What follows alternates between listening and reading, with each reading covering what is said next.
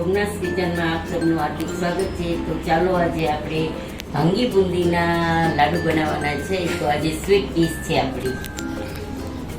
તો ચાલો એના માટે મેં બે વાટકી બેસન લઈ લીધું છે અને આવી જ રીતે 1.5 વાટકી ખાંડ લીધી છે। તો આપણે પહેલાં ચાસણી મૂકી દઈએ।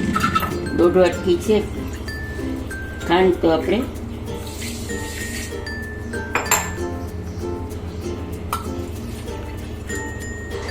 દોઢ વાટકી જેટલું જ પાણી મૂકી દઈશું।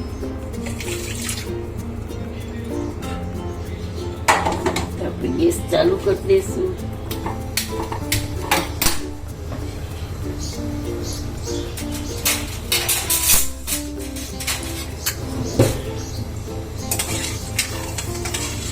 કેસરને મેં નાખી દીધું છે ચાસણીના જ અત્યારે, એટલે આ કેસર છે। તમે આમાં આપણે એક તારની કે એવી ચાસણી નહીં જોઈ, ઉકળશે ને એટલે ખબર પડી જશે ને। એક તારથી ઓછી ચાસણી હોય તો ચાલશે। તો આપણે ત્યાં સુધી ચાસણી થાય ત્યાં સુધી આપણે અહીંયા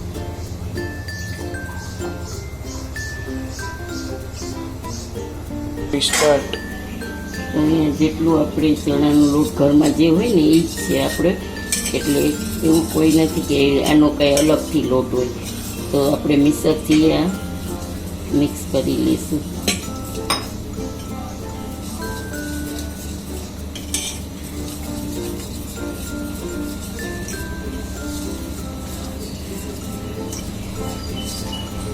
તો બુંદી પાડવી છે ને એટલે આપણે એનું થોડુંક બેસન બહુ ઢીલું રાખવું પડશે, બહુ કઠણ નહીં રાખીએ, માપમાં રાખશું। તમને હમણાં કેટલી કન્સિસ્ટન્સી રાખવી એ બતાવી દઈશ હમણાં।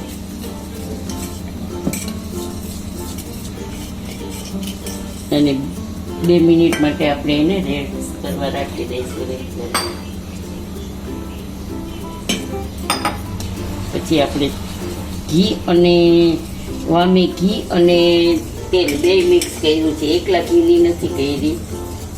તો તમે જોઈ શકો છો। તો જો આવું આપણું બેટર હોવું જોઈએ કે પડી જવું જોઈએ। જોઈ શકો છો આટલી થિકનેસ હોવી જોઈએ એમાં, બરાબર। પછી એમાં આપણે થોડો મીઠો પીળો કલર છે ને એ નાખીશું।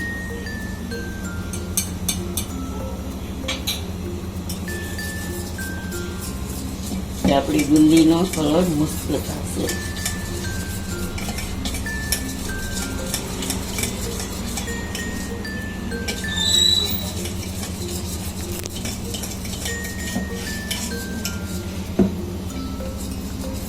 એકદમ સ્મૂથ થઈ ગયું છે। 5 મિનિટ માટે રેસ્ટ કરવા રાખી દઈશું અને ત્યાં સુધીમાં આપણી ચાસણી થઈ જશે। તો 2 મિનિટ પછી આપણે ચાલુ કરશું। જો આપણી ચાસણી ઓલમોસ્ટ તૈયાર થઈ ગઈ છે। તો આમાં કાંઈ તાર લઈ આવવાની જરૂર ન હોય। તો હવે એકદમ એમાં ખાંડ જેવું બરફ ન જામે એના માટે આપણે એક નાનો લીંબુનો ટુકડો નાખી દઈએ છીએ અને ગેસ કરી દઈએ છીએ બંધ। આપણી ચાસણી રેડી છે। આમ બાજુ આપણે ચાલો આપણું તેલ આવી ગયું છે, તો આપણે બુંદી પાડી લઈએ છીએ।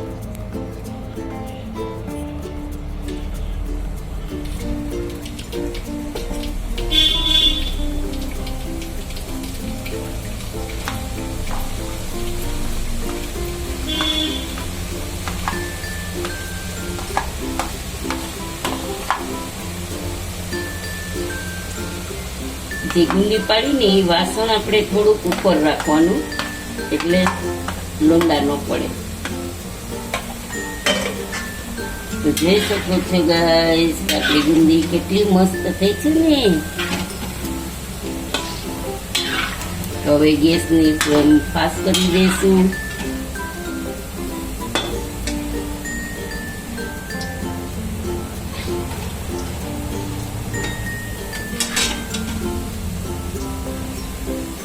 જો મોટી બુંદી પાડવી હોય તમારે તો મોટી ચાળણીમાં લેવાનું. આ અમારે ઓલી મોતીચૂરના લાડુ બનાવવા છે ને એટલે મેં ઝીણી ઝીણી બુંદી કરી છે. તો જોઈ શકો છો તમે કેવી સરસ થઈ છે આપણી નાની નાની બુંદી.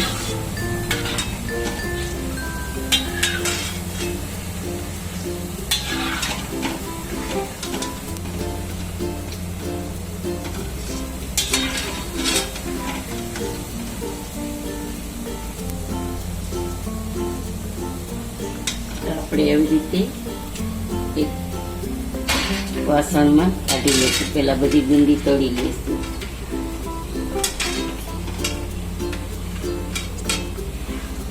તો ઘીની સુગંધ આવે છે. એટલું તેલ નથી કર્યું આપણે, એટલે ઘી નાખ્યું છે, ચોખ્ખું ઘી, તો સુગંધ પણ સરસ આવે છે.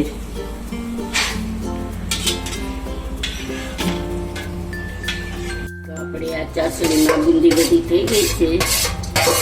તો આપણે ચાસણીમાં નાખી દઈશું અને હલાવીને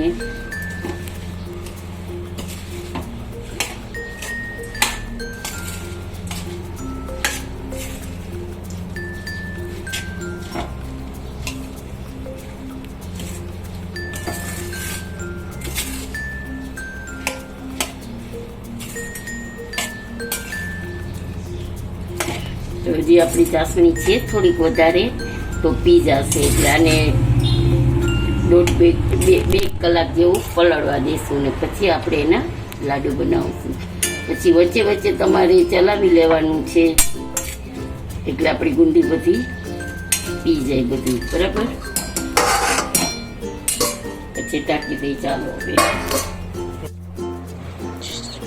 જો આવી રીતે માપમાં એક સરખો માપ લઈ અને બધા લાડુ આમાં આપણે આવી રીતે વાળી લીધા છે. અને હા, જે બુંદી હતી ને એને મેં થોડીક ઠંડી થઈને પછી મિક્સર જારમાં થોડીક દરદરી આમ આવતી જાતે પીસી લીધી છે. તો જોઈ શકો છો કે અહીંયા આપણા બધા લાડવા તૈયાર છે.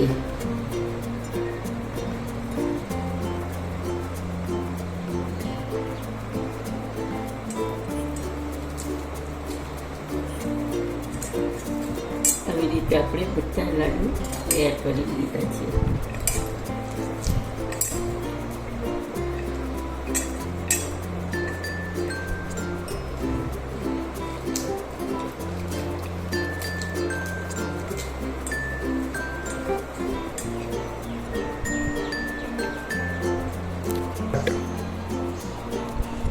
તો જોઈ શકો છો ગાઈસ કે આપણા લાડુ તૈયાર છે. ભાંગી બુંદીના મોતીચૂર લાડવાના. તો 2 વાટકા બેસનમાં કેટલા બધા લાડુ થયા છે. તો જુઓ તમે કેવા લાગે છે, જોતાં જ ખાવાનું મન થઈ જાય. રોહનભાઈના મોઢામાં તો એમને જ પાણી આવે છે. પણ આપણે પ્રસાદ ધરાવી પછી જમવાનું છે કાલે. તો તમે કેવો લાગ્યો મારો વિડીયો તે જણાવજો, કમેન્ટ કરજો, સબસ્ક્રાઈબ કરજો, ફોલો કરજો અને બેલ બટન દબાવજો. તો કેવો લાગ્યો મારો વિડીયો તે તમે કમેન્ટમાં મને જણાવજો.